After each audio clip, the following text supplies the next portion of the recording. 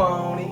So I've been working in Korea now for 6 years. So much longer than expected. Where's the peck of pickled peppers Peter Piper picked? Oh, that's the pronunciation. You can do it. So I first started working at an elementary school here in Korea.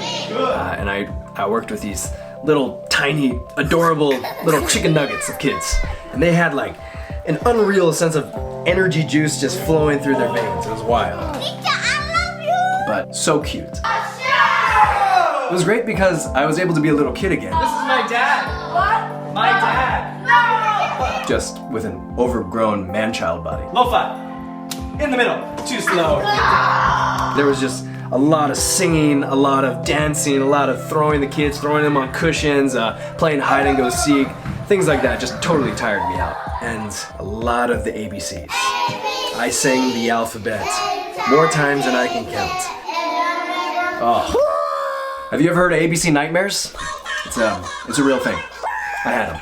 I managed to convince my principal for one semester to allow me to make a student film featuring and starring the students, and the film was Oscar-worthy.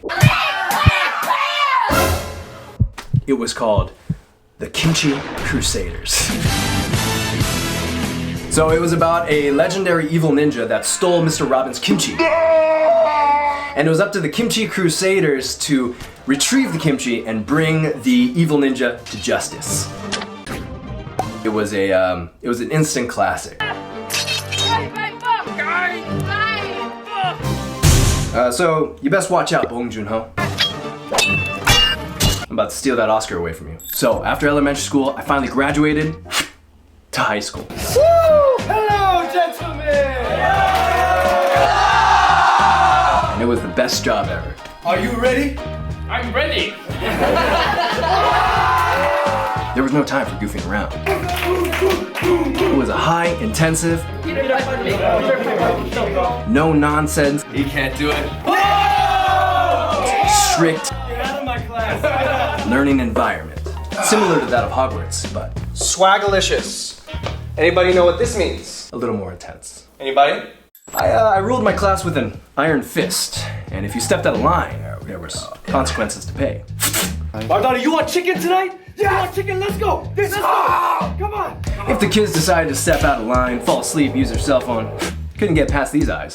I have the eyes of a South American griffin hawk, or that of a Korean bald eagle. Good luck. Come on. Chicken. I lived by a few simple yet important rules. Passion, energy, enthusiasm. Don't forget it. Write it down. And if the students decided to break those cardinal rules, there was a price to pay. The wrath of Robins. Loser 10 push-ups. Loser 10 push-ups? Okay. Deal? Deal? Deal. Yes. Rock, paper, scissors! Scissors! Can't win them all. One hand. One. I too had to suffer some punishments. One. Those were darker days.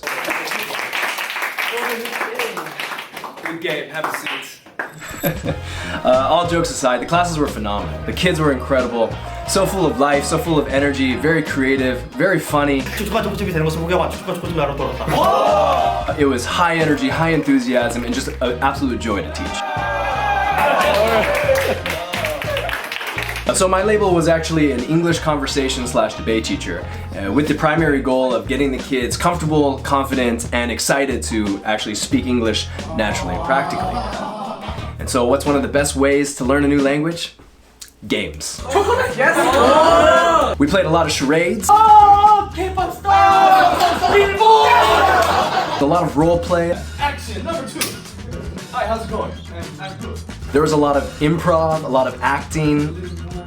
Sorry, 10 p.m. now. But the primary focus in class was to practice presentations, public speaking, and debates. So today, I'm going to tell you how to become an insider. Oh man, some of the presentations were just so funny. They cracked me up. Hello, everyone. I had tears in my eyes sometimes. No. It's a table. So at the end of the day, my goal teaching them was to kind of inspire them and motivate them to want to speak English and to want to travel the world someday and meet people from all around. What do you say if I say what's up? Yeah. Hey, what's up? Hey, what's up? Exactly. Yes.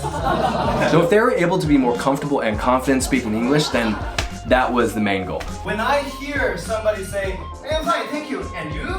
I think, Korean. Just He's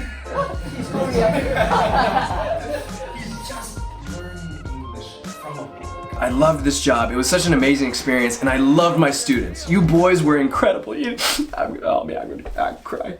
But I know for the rest of my life, I'm gonna look back at the time I taught these kids in high school and just, it's gonna be so nostalgic and so sad thinking about it because it was really some of the best times I've ever had. Not to sound corny, it did change my life, and the kids really affected me in such a beautiful way. So if anybody out there is thinking about traveling abroad or working in Korea, especially as an English teacher, I recommend you do it and have the most fun, exciting, beautiful time you can. Of course, it's not for everybody. People have really bad experiences and people have really great experiences, but it's what you make out of it.